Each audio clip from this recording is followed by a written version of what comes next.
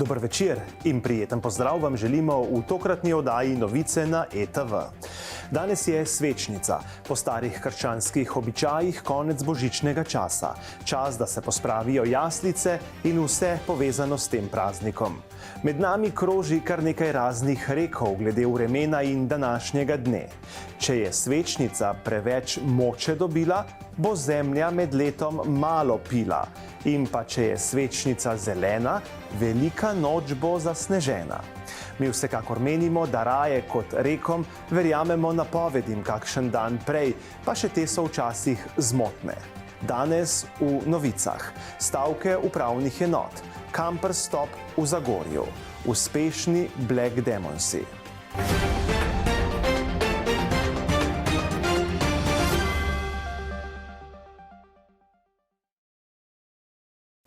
V zadnjem času smo priča veliko stavkam. Organizirali in stavkali so nezadovoljni zdravniki, sodniki, pa tudi zaposleni na večini upravnih enot po državi. Ti so v ponedeljek začeli 3-dnevno stavko. Zagotavljali so le najnujnejše storitve, ponekod pa so bili zaprti tudi krajevni uradi. Za stavko so se odločili, ker pristojno ministrstvo v zadnjem letu ni ukrepalo. Stanje pa je vse slabše. Zahtevajo primernejše plačilo za svoje delo.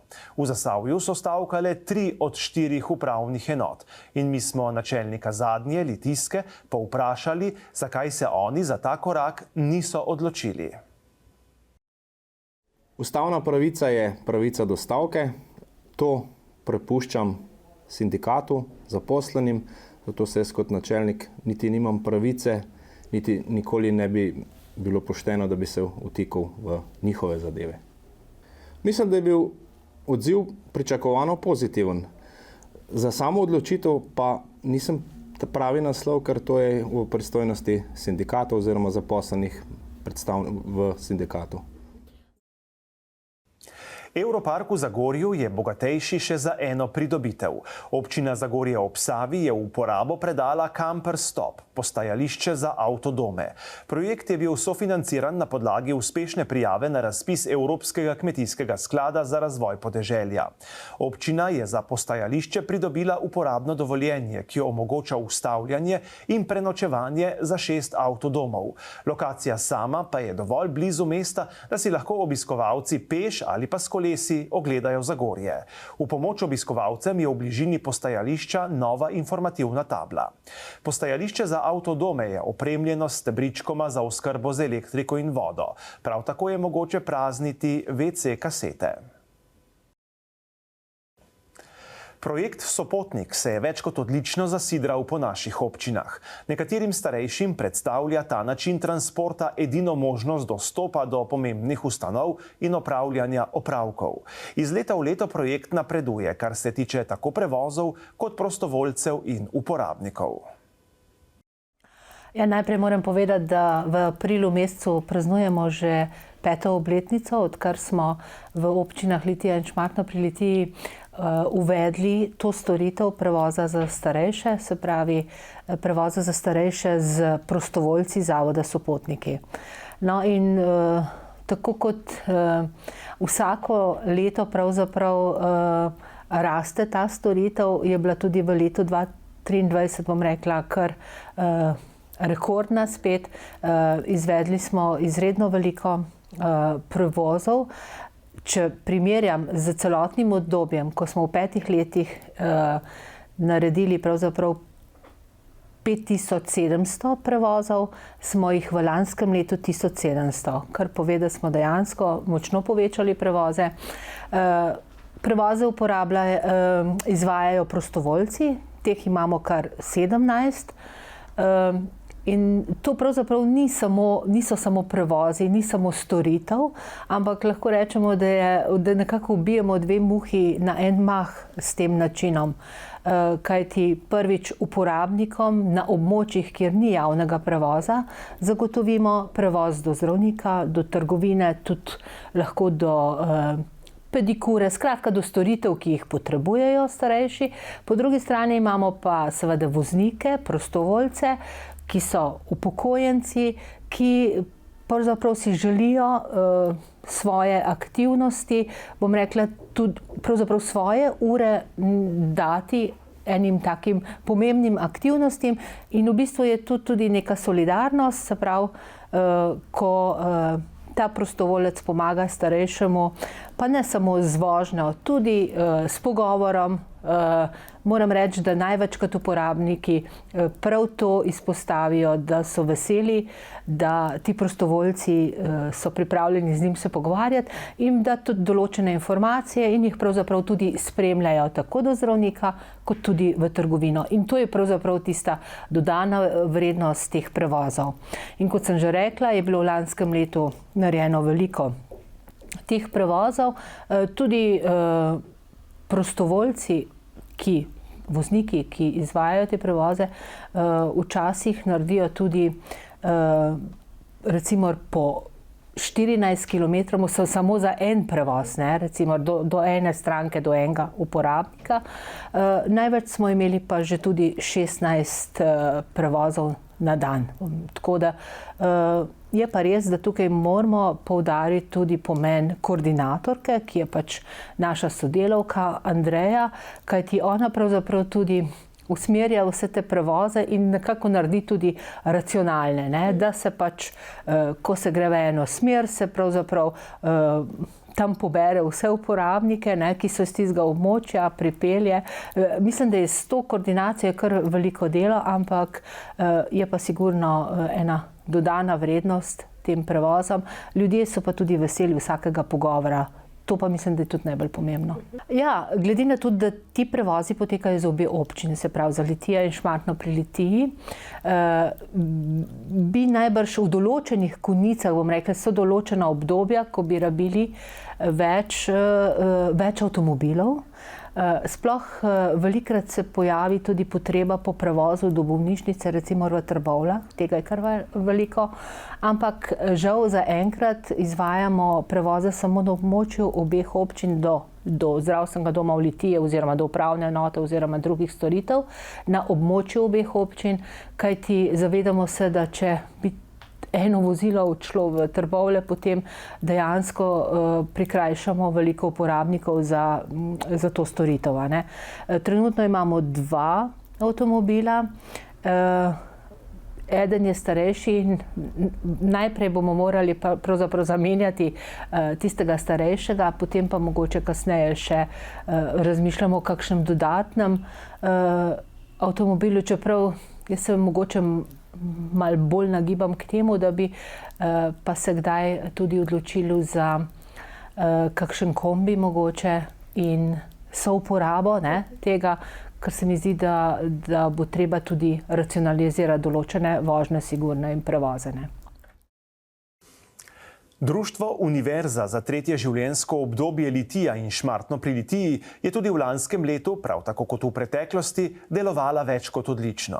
Prostovoljci in prostovoljke so svoj prosti čas preživljali kar se da aktivno pri več projektih, sodelovanji in podobno. Torej, Društvo Univerza za tretje življenjsko obdobje Litija in Šmartno, pokrivamo obe občini, to vedno povem, je pač v sklopu mreže slovenskih univerz, ki delajo pod nekimi pogoji oziroma so inštitucije neformalnega izobraževanja, mi pa seveda hočemo biti malo boljši, če pa hočeš biti boljši, moraš pa potem kakšne projekte si izmisliti, dogovoriti ali pa te kam povabijo. Pol leta smo delali na projektu Tako je dišalo nekoč, zbirali smo jedi, testno kuhali in jih potem tudi predstavljali. Tako na stojnici kot nekaterim, ki so bili za to zainteresirani. Išla je knjižica, na katero smo zelo ponosni. Potem smo obeležili Kajuhovo leto in ga zaključili s poletno muzejsko nočjo. S predstavitvijo pesmi Samo en cveten češnjev cvet v različnih jezikih. Višek avgustovskega delovanja in polletnega delovanja so bile pa brezplačne počitnice pred muzejem, 64 otrok, 10 mladih prostovoljcev in 12 mentorjev. Na to smo izredno ponosni. Moram povedati še to, da naša univerza ne zapre vrata maja, konec maja, ampak glede na lokalne potrebe delamo tudi junija, julija in avgusta. Septembra se pripravimo za novo študijsko leto in štartamo oktobra. Torej delamo celo leto. Potem je bil še septembra NVO gre v šolo, akcija, ki jo ves čas spremljamo. Porisali smo 146 kamnov za Karolino in jih dali za manj svečk, za manj grobov, kar je bilo izredno uspešno. In zaključili smo koledarsko leto s prireditvijo, kajti letos obeležujemo 15-letnico delovanja. Na koncu leta bomo povedali, kateri so tisti naši 15 takšnih projektov ali pa delavnic ali karkoli, ki so nam najbolj uspeli, ki so nam bili najbolj všeč in jih bomo razglasili v ta namen. In kako naprej? V letu 2024 je pred nami in v teku že velik humanitarni projekt Copatki za novorojenčke Litijske in Šmarske občine, ki smo ga naslovili za malega junaka in malo princesko. Torej, to je celoletni projekt, kjer bomo več kot 250 copatk napravili. Moram se pohvaliti, da jih imamo sedaj že do junija pokrite, torej da nam patronaža, povezali smo se s patronažno službo zdravstvenega doma, ki obiskuje mamice in družine in bo to tudi prenešeno njim v veselje nam in pa seveda drugim. Moram pa še povedati, da se ne povezujemo samo medgeneracijsko, ampak tudi meddržavno. Sodelujemo z Mednarodno fakulteto za družbene in politične vede iz Celja, kjer smo v projektu bili v ta namen tudi se družili s partnerji v Španiji, tako da smo tudi na to ponosni. Ljubezen je še živa. Koncert, ki ni nobenega izmed obiskovalcev pustil ravnodušnega, je bil razdeljen na 3 dele. Prvi del z imenom Post-apokalipsa je pravzaprav medplanetarno popotovanje. Posamezni komadi si sledijo brez presledkov, vokala v elektronskem zvoku ni, kar pa v drugem delu z imenom Voj na Lajbah popolnoma nadomesti s svojim več kot prepoznavnim stilom. Več o koncertnem dogajanju in turneji pa je spregovoril Luka Jamnik. Ja, se pravi, tukaj se Love is still alive oziroma Ljubezen je še vedno živa. V neki drugi pesmi pa Leonard Cohen pravi v pesmi Prihodnost, The Future, ki jo tudi igramo, pa pravi Ljubezen je edini motor preživetja. Mislim, da je to je povezano eno z drugim.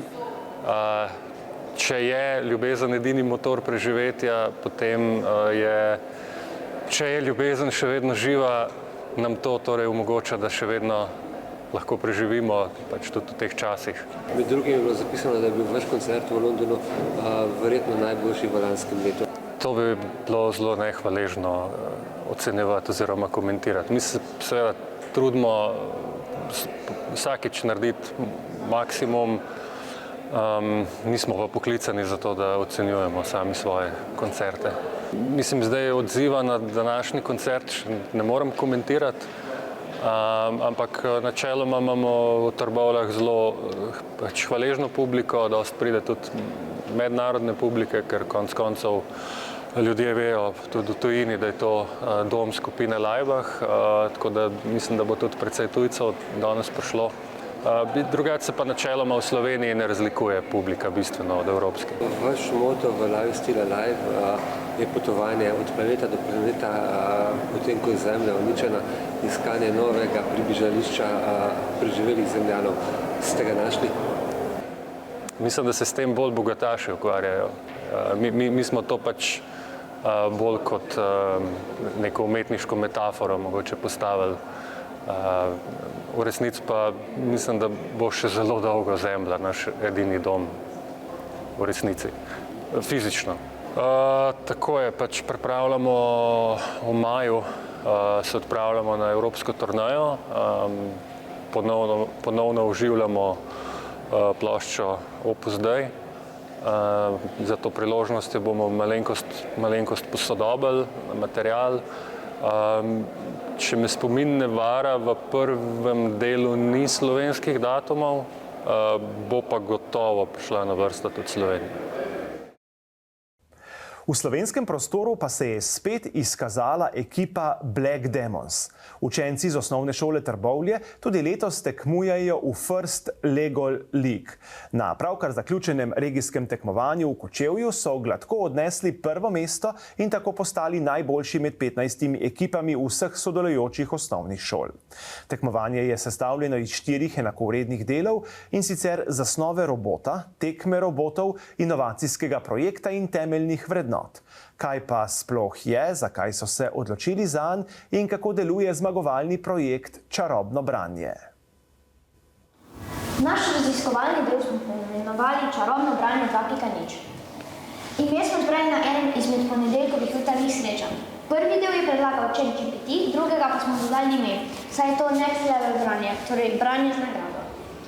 V knjižnici pri specialnih pedagoginji in na spletu smo preverili, če že obstaja podobna rešitev. Naprimer, zdravniki uporabljajo aplikacijo Speech-to-Text. Vendar za učenje branja podobne rešitve nismo zasledili. Anketirali smo učence od 2. do 3. razreda ter učence od 6. do 9. razreda ter njihove učiteljice in ugotovili, da učenci ne berejo radi in se v splošnem ne marajo učiti brati. V načrtu imamo še testiranje naše bralne škatle in spet bi potem anketirali učence, da bi preverili, ali naša škatla vpliva na motivacijo mlajših učencev za učenje branja. Naš projekt smo si v bistvu zamislili tako, da bi bralec vstopil v škatlo, se udobno namestil in da bi se mu tam v bistvu predvajali, zdaj imamo samo 3, bi pa tudi še razširili besede. Bralec bi jih mogel na glas prebrati. Škatla oziroma ta njen sistem bi pa nekako mu dal povratno informacijo, če so bile besede pravilno prebrane. Za ta projekt smo se v bistvu spomnili na teh ponedeljkovih jutranjih sestankih. Do njega smo nekako prišli po inženirskih principih dela. Smo že imeli neko idejo, jo poskušali uresničiti, ampak se nam je ta nekako sfižila. Zato smo to potem ponovili, dokler nismo prišli do tega našega končnega produkta, kar pa je tole Čarobno branje 2.0. Ekipa letošnjih regijskih zmagovalcev, v kateri so sicer še Katarina, Samo, Nejc, Charlie in Gaber, nam je predstavila tudi svoje robote, ki sodijo v sklop tekmovalnega projekta in na kratko povedala njihovo vlogo, pa tudi to, kako delujejo. To je naš robot. Ime smo mu dali metodo Virant po bivših članih ekipe, ko nas še vedno redno obiskujejo. Ko smo ga delali, smo ga probali narediti čim manjšega in bolj kockastega, zaradi tega, da lahko kjerokoli, da se lahko poravna ob kotih, pa da lahko pride med majhnim prostorom. Zdaj, tole je pa eden izmed večjih nastavkov za robota. Tale nastavek upravlja 10. run ali 10. misijo. Tukaj spodaj uporabljamo Dogbite zobnike. Delovanje tega nastavka bomo pa pokazali zadaj. Na kak način deluje skupina Black Demons, kdo je v njej, na katerih področjih so dejavni in drugo smo vprašali njihovega mentorja. Torej FLL tekmovanje, naša ekipa Black Demons se ga udeležuje že 9. leto. Black Demons ime je pa že od 2016. Torej, v tem tekmovanju ali pa bolj rečeno v dejavnostih učencev iščemo nekaj inovativnega, ne samo v robotiki, tehniki, ampak tudi nasploh rešujemo probleme, ki se pojavijo v okolju. Seveda poskušamo zbrati tiste učence, ki jih zanima to, pa ki so pripravljeni nekaj vložiti v to delo, ne? Torej samo iniciativnost. Takih učencev je kar nekaj, pripravljeni so delati, potem pa med njimi iščemo tista področja, ki jih želijo sami razvijati, pa ki so tudi močna njihova, ne. In tako dobi vsak svojo nalogo. Letošnje leto je pa naslov te teme Masterpiece oziroma Mojstrovina. Torej hočemo predstaviti prostočasne hobije s sodobno tehnologijo. Ekipa sicer sodeluje z ekipama Lego Frajerji z osnovne šole Tončke Čeč Trbovlje in Robokingsi z osnovno šolo Marjana Nemca Radeče. Pri čemer je zanimivo, da so na tekmovanjih tekmeci in konkurenca. Nedolgo nazaj je ekipa Black Demons dobila še enega mentorja. Kako je delati z osnovnošolsko ekipo? Koliko je dela, kako si ga razdelijo, nam je orisala mentorica. Jaz sem mentorica pri FLL prvo leto. Dela je pa zelo veliko, zaradi tega sva dva mentorja v bistvu kar zaželjena tukaj. Si pa tudi midva razdeliva delo glede na to, na najina močna področja, seveda se pa osredotočamo tudi na otroke, da vidimo, kaj je močno področje posameznega otroka in si pa tudi midva razdeliva te otroke, kdo bo s katerim delu. Ker je pa tema, mora biti inovativna, naš projekt mora biti inovativen, si poiščemo pomoč tudi pri zunanjih partnerjih. V tem letu smo se obrnili na podjetje Devesoft, ki je naš sponzor tudi v tem šolskem letu. To pa je vse, kar smo vam pripravili v tokratni informativni oddaji. Želimo vam prijeten konec tedna in nasvidenje.